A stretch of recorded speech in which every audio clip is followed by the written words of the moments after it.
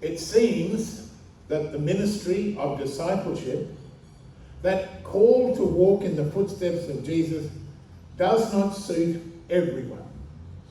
Jesus seemed to know the challenges that all disciples would face as they set out on their particular mission for the world.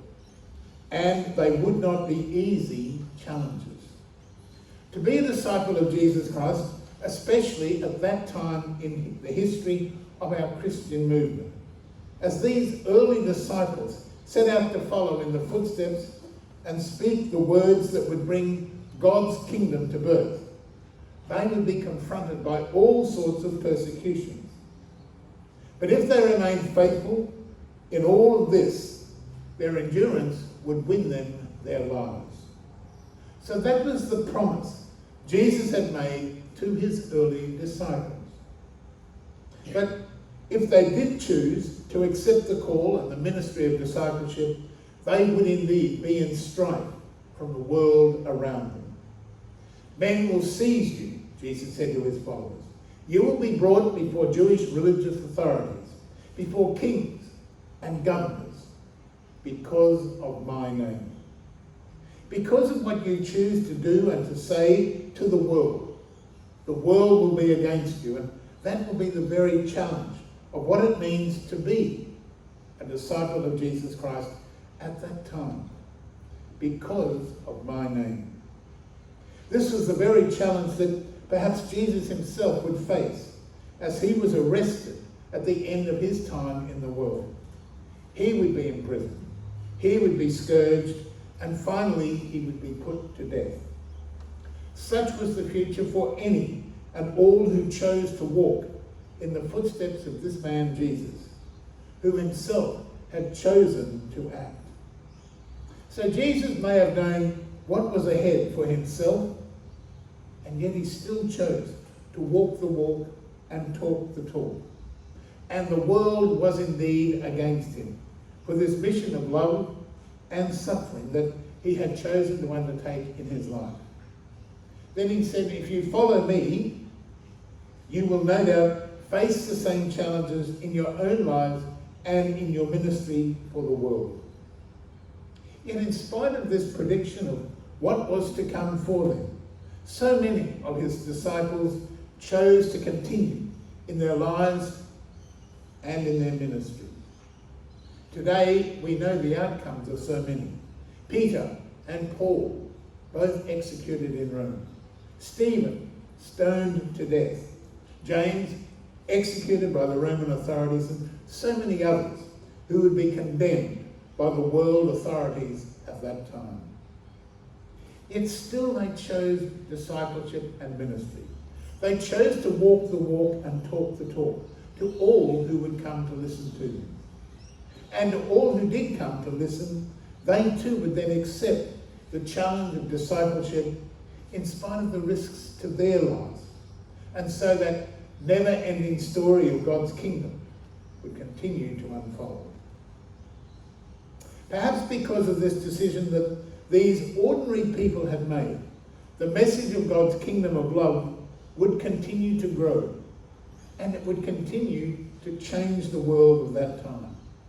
And it would continue to change the world ongoing until it reached the shores of this faraway land, Australia, where we now are touched by that same message of God's kingdom. Perhaps today, the life of disciples is so far removed from the great risk of life and death that dogged those early Christian communities. Today, we do speak that word of love in our world as Christian people. But when we do so, we do not risk the possibility that we'll be arrested or condemned or put to death because of the decision we make to act. Today, as disciples of Jesus Christ, we're essentially safe from condemnation. We can speak, we can act, and no one will denounce us to the authorities for criticism or for condemnation. Here in our land, Australia, as Christian people, we are safe to practice what we preach. And so the message of God's kingdom of love can truly flourish because of that sense of freedom that allows all of us to speak and to do. It allows us today to walk the walk and talk the talk, as Jesus himself had done so long ago, as those early disciples had done, as they accepted the challenge of ministry in their lives. And because of that, we too now can make a difference in the lives of other people. Sadly though, I think that because we are so safe and secure in faith here in this ancient land, we now so often become a little complacent. The early Christian disciples, they felt an urgency to get the message out in any way that they could, because they may not be free or even alive at the end of the day. They were at risk of exposure, and so they had a mission to perform as soon and as much as they were able. Today, as Christian disciples, we are fairly safe. There's no one to judge and condemn, no one to imprison us for our faith, and no one who will crucify us for what we believe or what we do. So perhaps in that sense of security, so many of us simply sit back and wait.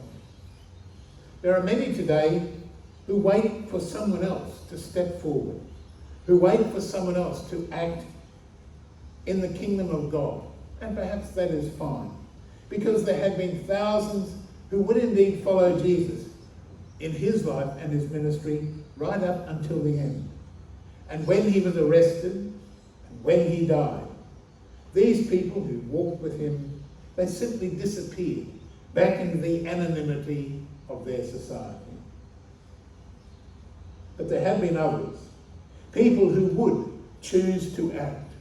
People like Peter and Paul, like Andrew and James and John, and the many Marys who shared the journey with all of those people and with Jesus.